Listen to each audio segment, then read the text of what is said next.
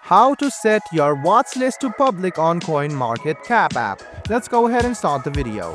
First of all, open the CoinMarketCap app on your device.